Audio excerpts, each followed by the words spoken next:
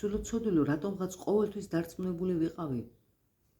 ახალგაზრდობა თუ გამოვიდოდა, მხოლოდ სამშობლოს ღირსების დასაცავად გამოვიდოდა ქუჩაში და არა ვთქვათ უმაღლეს სასწავლებელში გამოცდების გასაუქმებლად. მაგრამ მარტო ახალგაზრდები არ არიან დამნაშავენი.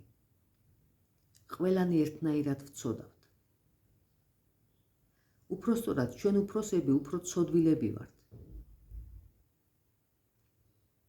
განა მიუტევებელ ცოდვას არ სჩადეს მშობელი, როცა შვილს თავიდანვე უცხოეთში აგზავნის გასანათლებლად. ამით ხომ უპირველეს ყოვლისა საკუთარ ენასა და კულტურას უცხადებს უნდობლობას და სისხლსა და ხორცს. ჭკუაში ჩავარდნამდე ართმევს ეროვნებას.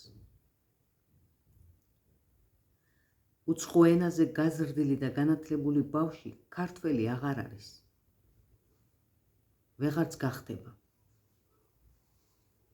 ყოველთვის იმ კულტურის ტყვეობაში დარჩება, რომელსაც თავიდანვე ეზიარება. უცხოეთში გაზრდილი ბავშვი, გინდაც შინ გაზრდილ უცხოურად, გაცილებით მეც კარგავს, ვიდრე იძენს.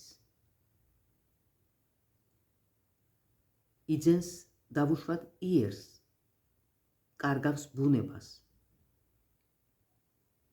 იძენს ცოდნას, კარგავს სიბრძნეს.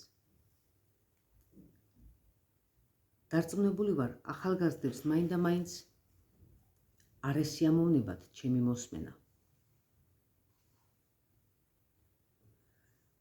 ასე რომ, ისევ წიგნს უნდა მოუბრუნდეთ. სხვა გზა არ არსებობს.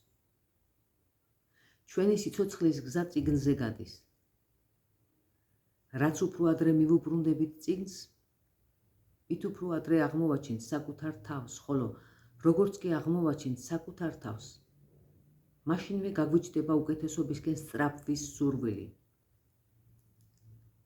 წიგნი გვეუბნება, როგორები ვართ და როგორები შეიძლება ვიყოთ. თუ კი ისევ მას დავუჯერებთ და მივენდობით. ოთარ ჭილაძე.